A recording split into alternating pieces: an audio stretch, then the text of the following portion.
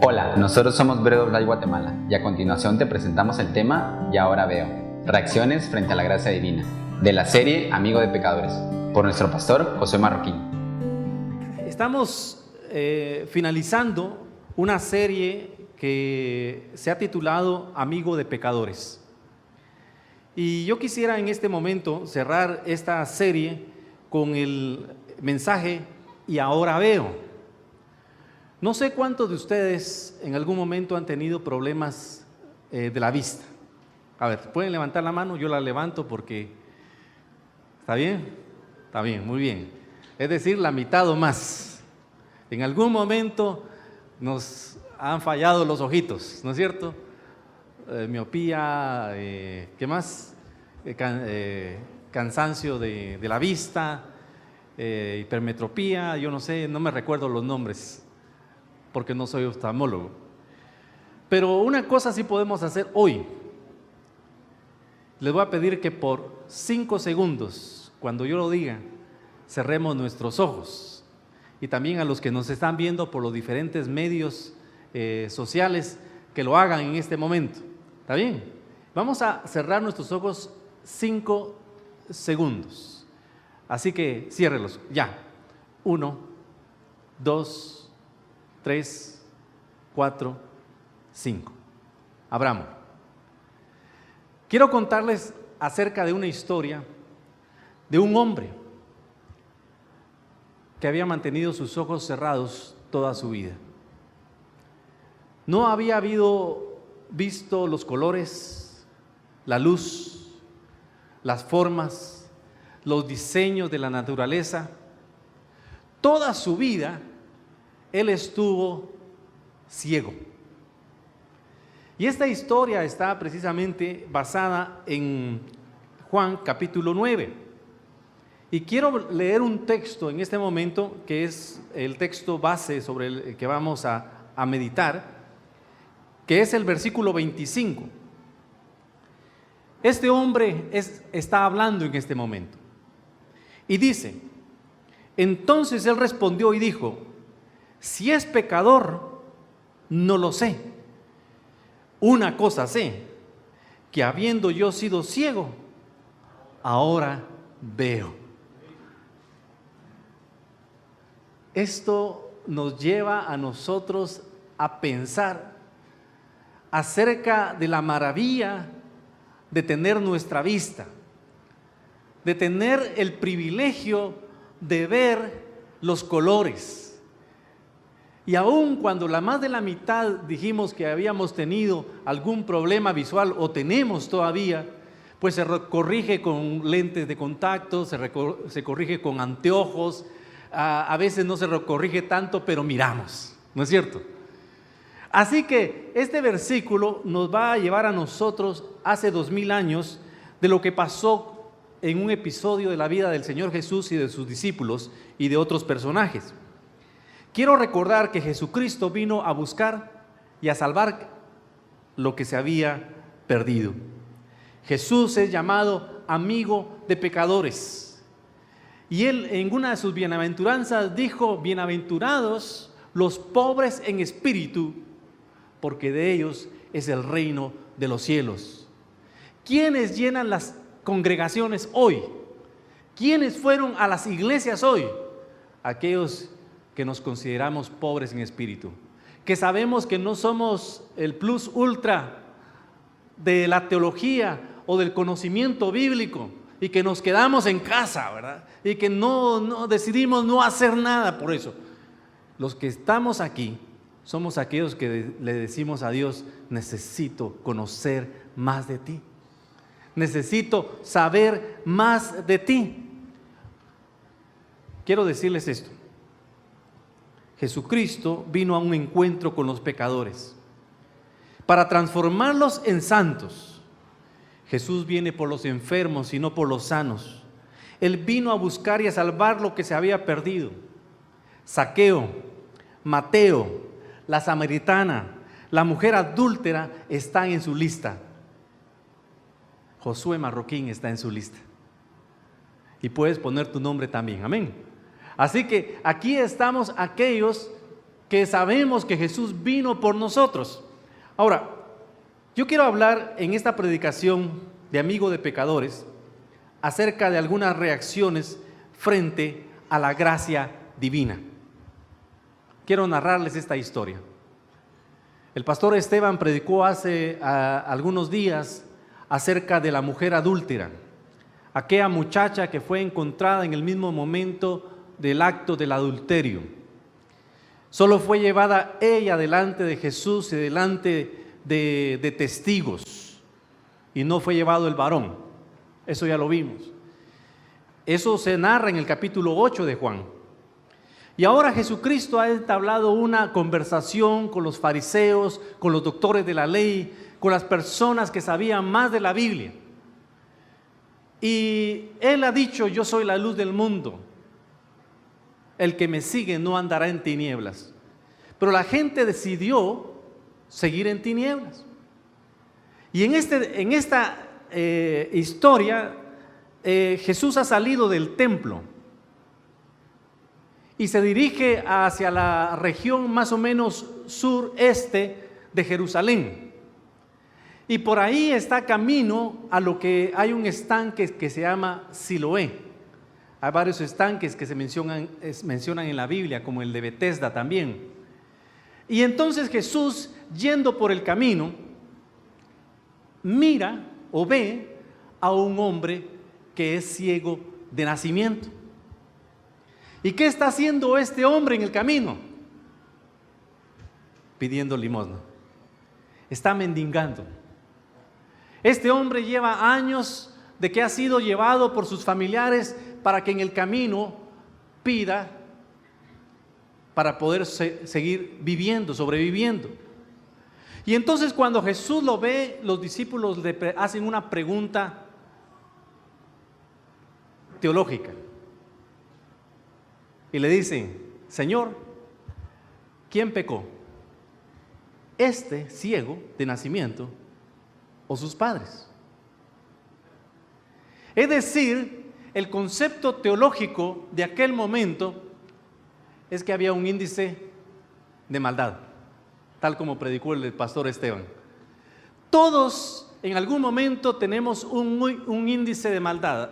El que está peor ha pecado más, definitivamente. Al que le quitaron su casa, definitivamente es un gran pecador. El que no ha podido salir adelante, definitivamente está mal con Dios. Y ese es un índice que no solamente lo tenemos nosotros en este siglo, sino que estaba hace 2000 años también. Y entonces los mismos discípulos le dicen: mira, si este está ciego, es porque algo hizo. ¿Qué pecado cometió? ¿Qué falta tan grave para que Dios le haya mandado un rayo directo a los ojos y lo haya dejado ciego?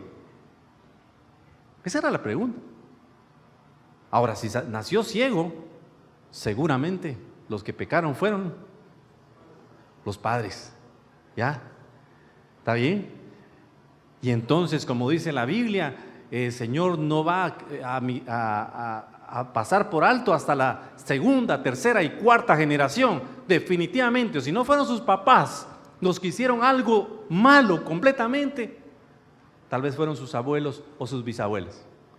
Y este era el pensamiento judío en ese momento. Y era lo que los discípulos le estaban diciendo al Señor Jesús: este hombre seguramente está ciego como consecuencia ¿de qué? De pecados. Y aquí vemos entonces que esta historia sigue más adelante. Y el Señor Jesús le dice: miren, ni pecó ni pecaron sus padres. Esta situación que él está pasando es para que la obra y el poder de Dios se manifiesten. Y esto cambia completamente nuestro concepto teológico acerca del pecado, porque Dios puede transformar una desgracia en una bendición cuando el poder del Señor comienza a actuar.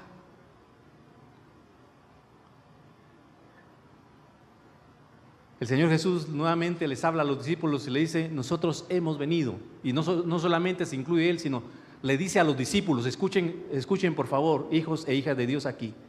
Y es lo mismo para nosotros. El Señor le dice: miren, nosotros hemos venido para hacer la obra del Padre. Yo soy la luz del mundo y ustedes también son la luz del mundo. Y agarra a aquel hombre y Jesús escupe en tierra, hace lodo con su saliva, se lo unta en los ojos al ciego y le dice: ve y lávate en el estanque de Siloé, que significa enviado. ¿Y saben qué hizo aquel hombre? Fue. Yo no sé, no me pregunten cómo hizo o cómo fue. No sé si tenía un bastón, si tenía alguien que lo dirigió o conocía muy bien el camino porque era del lugar. La situación es que aquel hombre mayor fue al estanque de Siloé y cuando él se quita el lodo, con el agua del estanque, la vista viene a sus ojos. Posiblemente donde no había ojos. Dios, a través de Jesucristo, y Jesucristo es Dios, ha hecho córneas nuevas, iris nuevo, nervio óptico nuevo, y renueva la vista de este hombre. ¿Y saben qué pasa? Regresa viendo. Y nos dice la historia de que cuando él regresa, ya no está Jesús, ya no están sus discípulos. Y entonces la gente comienza a preguntar y a decir: ¿no es este el que estaba ciego? Otros dicen: a él se parece. Y él decía: yo soy el que estuvo ciego. Y entonces a mí me sorprende esto, porque la gente lo toma y lo lleva con los fariseos. ¿Cuál era el hecho de llevarlo con los fariseos? Podían dejar a aquel hombre que estaba viendo, que está disfrutando su vista por primera vez, estar tranquilo. Pero la gente asombrada, ciertamente, pero lo toma y lo lleva con los fariseos, y cuando llegan con ellos, le dicen: mire, este hombre acaba de recibir un milagro. Y los fariseos dicen: no, seguramente el que hizo esto es un pecador, porque nadie debe hacer milagros en el día sábado. Y entonces le preguntan al ciego: ¿qué fue lo que te ocurrió? ¿Cómo es que ahora miras? Y él les cuenta nuevamente: miren, un hombre llamado Jesús vino, escupió en tierra, hizo lodo con la tierra y su saliva, me lo untó y me dijo: ve y lávate al estanque de Siloé. Yo lo hice y ahora veo. ¿Y saben qué ocurrió? Los fariseos dicen: eso no puede ser. ¿No te creemos que era ciego? Porque ¿saben qué? Pudimos haber sido pecadorazos y ahora nos miran y nos dicen: no, eso no puede ser. Es una persona completamente diferente. Y entonces, en este caso, los fariseos y los doctores de la ley les dicen: llamen a sus padres. Y llaman a sus papás. Y los padres llegan y le dicen, les preguntan a ellos: ¿este es su hijo? Sí, es nuestro hijo. ¿Y era ciego? Sí, nació ciego de nacimiento. Lo que no sabemos es cómo ahora ve, ni quién lo hizo. Por temor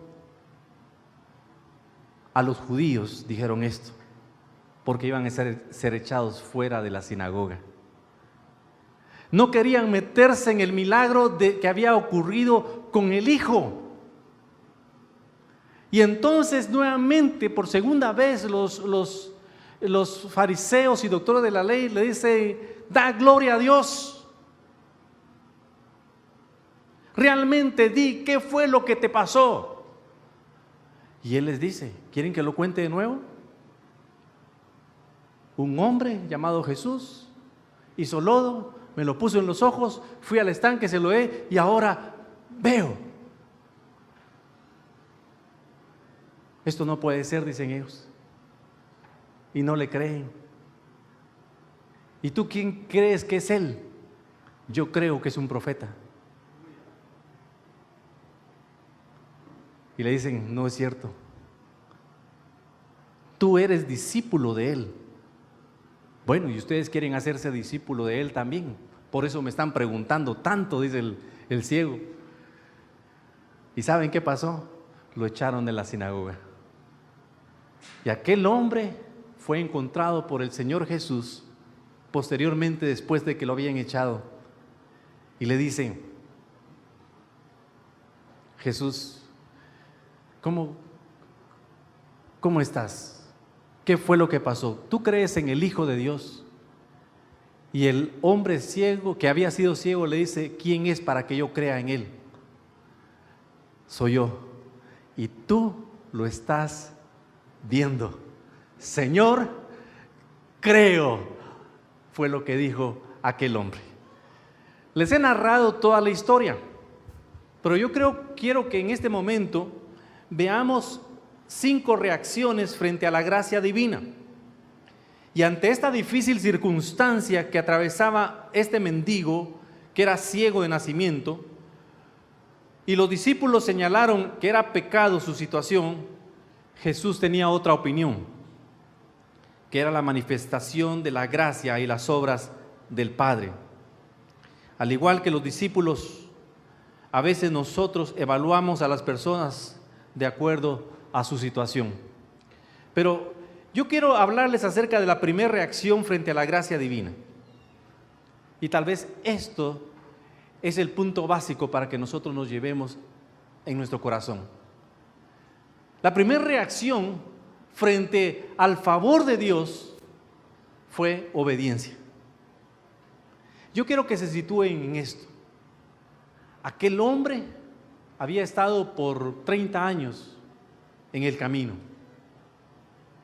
Cuando los padres le dijeron: dinos qué pasó con este muchacho, pregúntenle a él porque ya es mayor de edad, les dijo. ¿Está bien? Así que era un hombre grande. Y entonces lo que sucede es que Jesús, cuando le dice: ve y lávate en el estanque de Siloé, aquel hombre lo hizo y regresó viendo.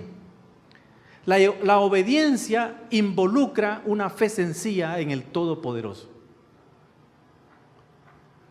Esa es la primera reacción. Y ojalá que nosotros podamos tener la misma reacción siempre cuando Dios nos habla. Cuando Dios nos anima a que nosotros hagamos algo. Cuando nos da una enseñanza para nuestro beneficio, que nosotros pudiéramos ir como aquel ciego de nacimiento hacia el estanque. Una fe sencilla en el Dios Todopoderoso. Ahora, quiero decirles esto porque muchas veces nosotros cuestionamos los mandatos de Dios. Cuestionamos lo que Dios quiere de nosotros.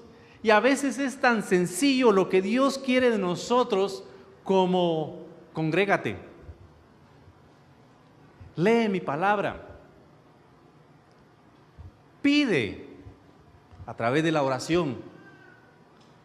Y nosotros lo sabemos. Son cosas que nos han dicho siempre, principalmente aquellos que llevamos muchos años conociendo de Dios. Y no hacemos las cosas sencillas que nos manda nuestro mismo Dios. La obediencia es la primera reacción que va a traer bendición para nuestras vidas. Ahora recordemos Aquel hombre había sido tildado de pecador. Y cuando un pecador recibe la invitación de Jesús para ir a lavarse al estanque de Siloé, ese hombre sencillamente obedece. ¿Y qué hace? Promover un milagro que cambia completamente su vida. Así que esto, amada iglesia, es la primera reacción frente a esa gracia divina.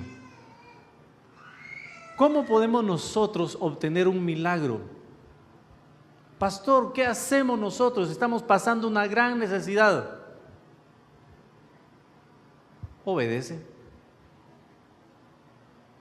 a lo que Dios te está diciendo que hagas.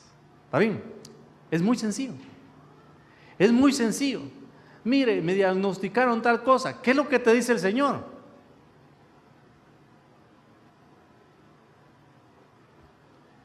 Una fe sencilla. Si nosotros venimos delante del Señor y le decimos, bueno Señor, lo que tú me mandas primero es que ore pidiendo sanidad. Y no solamente en el Antiguo Testamento está, sino en el Nuevo Testamento, muchas veces. ¿Está alguno enfermo entre vosotros? Llame a los ancianos de la iglesia, oren por él. Unjan al enfermo con aceite y el enfermo va a sanar y se le va a cubrir multitud de pecados. Libro de Santiago. ¿Está bien? Señor, ¿qué hago con mis finanzas? Pues primero sé fiel al Señor. Dale al Señor. Dad y se os dará. Medida buena, apretada, remecida, rebosante darán en vuestro regazo. Dios quiere una fe sencilla a través de la obediencia. La segunda reacción que sucede en esta historia frente a la gracia divina es asombro. Dice que al verlo los vecinos y el pueblo que lo conocían decían, Él es. Otros decían, a Él se parece, y Él decía, yo soy. Ahora, lo que quiero notar aquí es que Jesús cambió en un momento el futuro de un hombre. Yo no sé cuántos de ustedes llega un momento en el cual le dicen a Dios, Señor, yo quisiera un punto nuevo de partida. Realmente, Señor, la vida que yo estoy viviendo ya no me parece. Quisiera un cambio completo. Yo no sé cuántos de ustedes en algún momento han atravesado una situación así. Lo pasamos como iglesia hace unos 14 años aproximadamente. No queríamos ser los mismos en una rutina religiosa. Y entonces decidimos pedir ayuda para que alguien nos trajera una bendición espiritual, y esos fueron los encuentros con Jesús que tuvimos por muchos años. Cambió nuestra perspectiva, nos renovó nuestro entendimiento. Fuimos bautizados por el Espíritu Santo. Vinieron cambios que no habíamos visto en la vida de la iglesia. Pero muchos se asombran solamente y se quedan dentro del asombro, y después llevan al hombre que había sido ciego delante de los fariseos. ¿Va a ser esa nuestra actitud?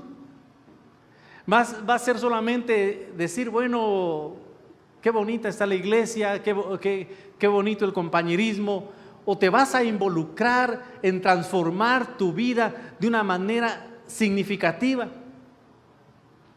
46 personas decidieron estudiar Crece. Esa es obediencia. Y dejamos a un lado el asombro y decimos, queremos más de esto, queremos avanzar. Así que es una invitación, ¿está bien?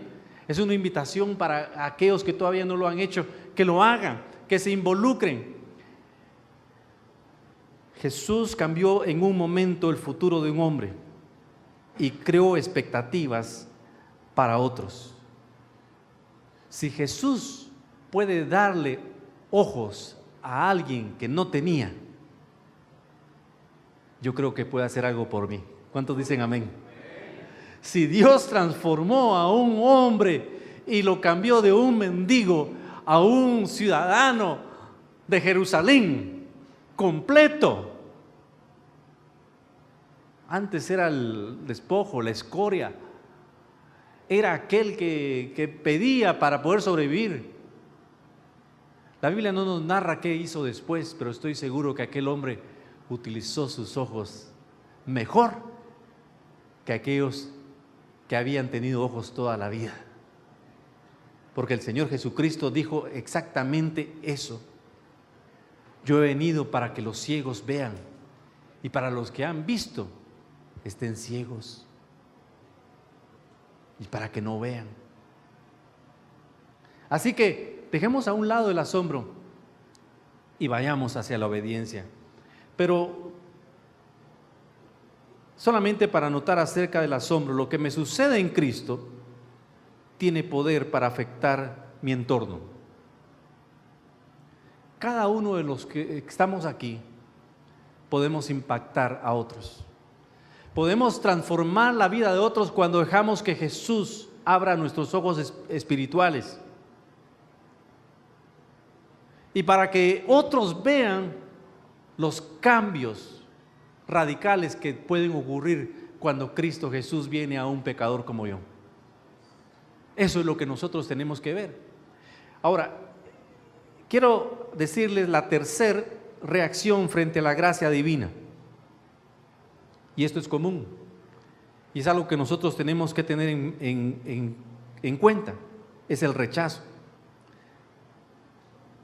Cuando hay un milagro, cuando Dios está obrando en una persona, no solamente va a haber asombro, muchas veces va a haber rechazo a lo que Dios está haciendo.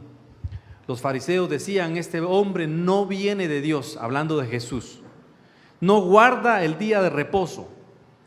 ¿Cómo puede un hombre pecador hacer tales señales? Y había división entre ellos incluso.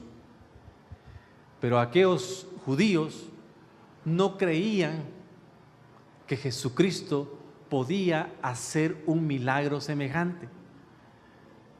Ya les conté la historia, pero llamaron a los padres, les preguntaron si era ciego, le preguntaron a él y le dijeron, sabemos que este hombre llamado Jesús es pecador. Jesús no solamente es amigo de pecadores, sino fue tildado como pecador por causa de hacer la obra de Dios. Algunos se van a confundir. Algunos van a decir, ese no parece cristiano. No tiene tacuche como el pastor. ¿Ah? Esta es una moda, ¿vieron? Que ya me quedó. ¿Ahí? Y van a decir, ese no parece. Y va a haber un rechazo. Y era lo que pasaba con aquellos hombres, los judíos, los doctores de la ley. Le dijeron, Jesús, ese hombre debe ser un pecador. Falta el sábado y no creemos en sus obras.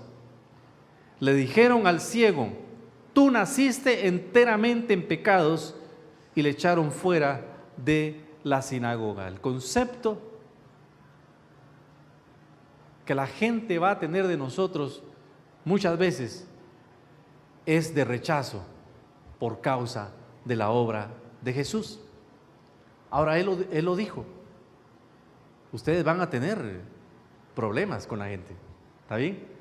Y es más, Jesús dijo, miren, ustedes piensan que yo he venido a traer paz al mundo. Yo venía a causar división, padres contra hijos, hijos contra padres, nueras contra suegras. Porque cuando una nuera viene al Señor Jesucristo, ya hay problemas. No debiera de haber. ¿Está bien? La meta es cambiar nuestro entorno. Pero lo que ocurrió en este momento, en la vida de esta historia que se cuenta ahí en Juan, es de que vamos a tener muchas veces el rechazo de otras personas. Siempre habrá personas escépticas, siempre habrá personas religiosas y siempre habrá personas enemigas del reino. Pero nuestra posición es: ¿qué vas a hacer tú? ¿Obediencia? ¿Asombro? ¿Rechazo? ¿O temor? Dije que eran 5 reacciones frente a la gracia divina. Y la número 4 es el temor. Los padres del que había sido ciego tenían temor a ser echados fuera de la sinagoga por los judíos. No querían salir de su zona de comodidad, de su sinagoga, de su religión. Ellos dijeron: bueno, qué bueno que mi hijo ya mira, qué bueno que él ya está afuera. Pero tenían temor y no quisieron enfrentarse a la religiosidad de aquellas personas. Ahora, quiero anotar y decirle lo siguiente: el temor es un espíritu paralizante que debe ser echado fuera. Hay muchas cosas que como hijos del Señor podemos hacer. Y una de ellas es tener la vista completa como aquel hombre que cambió su vida completamente. Pero hay que sacar fuera el temor. A veces no nos queremos involucrar y decir: bueno, hasta aquí llegó mi domingo, ¿ya? Está bien, hasta allí. Pero ¿qué tal todos los días tener un encuentro con Jesús? ¿Qué tal todos los días poder estar buscando de Dios? ¿Qué tal que cuando se te presente la oportunidad puedes dialogar con otra persona acerca de lo que Dios hizo en tu vida? Muchas veces no hacemos todo esto porque hay un espíritu de temor que nos paraliza. Y hoy quiero decirles de que no seamos como aquellos papás que vieron a un hijo sanado, pero que no quisieron salir de su zona de comodidad. Prefirieron negar lo que había sucedido en el hijo a ser echados fuera de la sinagoga. Y la quinta reacción ante la gracia divina es la convicción. Quiero hablar de esta convicción porque es importante. Muchos de nosotros tenemos creencias. Sí, yo creo, pero ¿estás convencido? La convicción te transforma en una persona que mira hacia adelante. Que las circunstancias que te están ocurriendo no te estorban, sino te sirven como peldaños para subir la escalera. Cuando tú tienes convicciones, la situación cambia en tu vida. ¿Y saben qué pasó con aquel hombre? A mí me asombra esta historia. ¿Saben por qué? Porque aquel hombre no conocía a Jesús cuando fue sanado.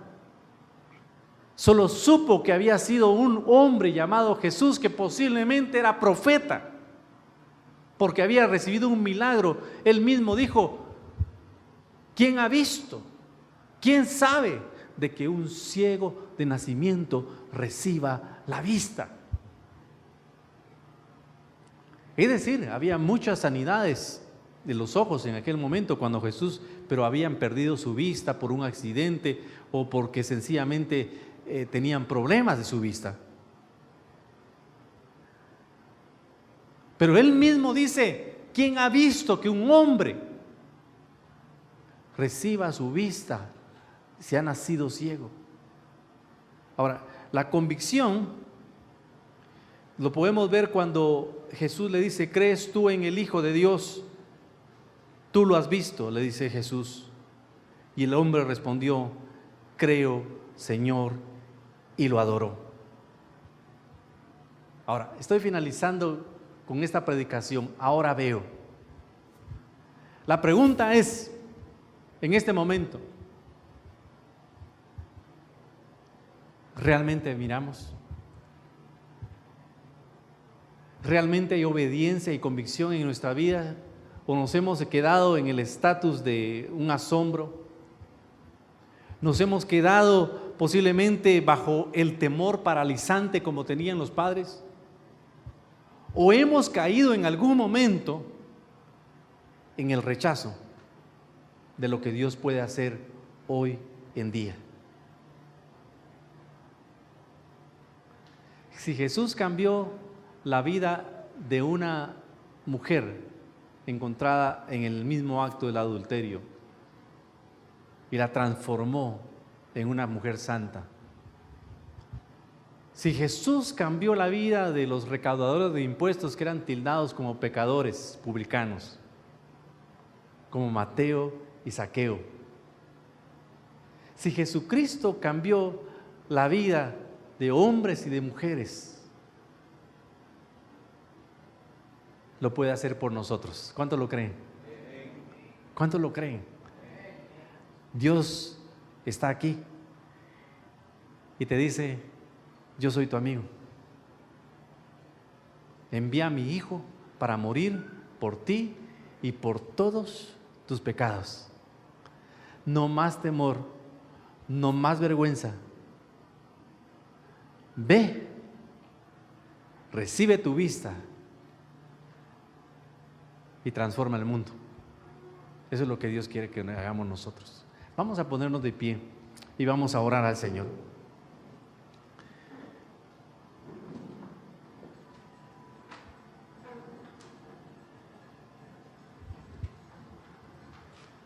La declaración con que comenzamos decía: si es pecador, no lo sé. En ese momento, el hombre que había sido ciego no entendía qué había ocurrido. Pero una cosa sé, decía él: yo antes era ciego y ahora veo. El Señor Jesucristo está aquí para liberarnos de cualquier ceguera espiritual. Él está aquí en este momento para decirte: yo necesito que tú tengas convicción. Él está aquí para decirte: yo necesito que tú tengas obediencia. Que des el siguiente paso. Que seas como los discípulos que preguntan y en medio de tus dudas resolverlas por la gracia divina. Aquellos discípulos, y también me asombra de esta escritura, estamos finalizando, ya no aparecen más en el capítulo 9. Fue tan importante la sanidad de este hombre que Dios toma todo un capítulo de un libro de la Biblia para hablar sobre un hombre que recibió la vista. No sé si te das cuenta de eso. Aquellos que leemos la Biblia nos damos cuenta que las historias tienen 4 o 5 versículos, a veces 8, pero todo un capítulo nos dice que esto es importante para nosotros hoy. La gente nos mira como pecadores por las circunstancias que nos han pasado, por la vida difícil que hemos vivido, la vida dura que hemos atravesado muchas veces. Pero para Jesús eso no importa. No importa la opinión de los demás. Para Jesús lo más importante, y dice Él: yo quiero que las obras de Dios y el poder de Dios se manifiesten en tu vida. Así que la primera reflexión que yo quiero que tengas ahorita que vamos a orar es: ¿será que Dios puede sacarme de mis circunstancias? ¿Será que Dios puede cambiar mi vida completamente? ¿Se verá que puedo obtener aquello que necesito? Yo quiero traer fe en este momento a tu vida. La mayoría de los que están aquí son jóvenes solteros, sin compromiso. La pregunta es, Señor, ¿tendrás a alguien preparado para mí que va a cambiar mi vida? Yo sé que ¿cuántos casados sabemos aquí que el Señor cambió nuestras vidas a través de nuestros matrimonios? ¿Verdad que sí? Sí. Sin esa persona que está a nuestro lado, no seríamos mucha cosa. Así que yo les estoy poniendo solamente un ejemplo y Dios me lo está poniendo en mi corazón. Tal vez tú tienes esa necesidad de decir, Señor, ¿será que hay alguien? Quiero decirte que Dios puede cambiar tu vida y bendecirte con la persona que Dios está preparando para ti, para tu ministerio, para que tú le sirvas al Señor. Amén. Solteros, ¿lo pueden creer ustedes? ¿Sí? Algunos están pensando, yo he tenido siempre en mente poder hacer lo que yo quiero, para lo que soy bueno, y no he podido salir porque trabajo en otra cosa. Solo estoy hablando lo que Dios me pone en mi corazón en este momento. ¿Será que yo puedo poner mi negocio o tener otro empleo o hacer otra cosa? Yo sé que hay algunos aquí que se realizan como Rulo en su trabajo, como Esteban en sus trabajos, y algunos estarán diciendo, ¿será que yo puedo hacer eso? Si el Señor puso ojos en una persona que no tenía, Dios puede hacer muchas cosas. Amén. ¿Sí? Démosle un aplauso al Señor. Amén. Gracias, Señor. Así que centrémonos en dos cosas. Vamos a pedirle al Señor, Señor, quiero ser obediente. Si tú me dices que yo tenga que hacer algún cambio en mi vida, yo lo voy a hacer. Aquel hombre fue y se lavó y regresó viendo. Y lo segundo, Señor, dame convicción de que tú eres todopoderoso. Y si esta prédica fue de bendición para tu vida y el día de hoy quieres aceptar o reconciliar con Jesús, te invito a que hagas esta pequeña oración. Padre, hoy reconozco que te he fallado y te pido me perdones, pero también hoy te reconozco como mi único y suficiente Salvador. Amén. Y si gustas ponerte en contacto con nosotros, visita nuestras redes sociales como Bread of Life Guatemala. Bendiciones.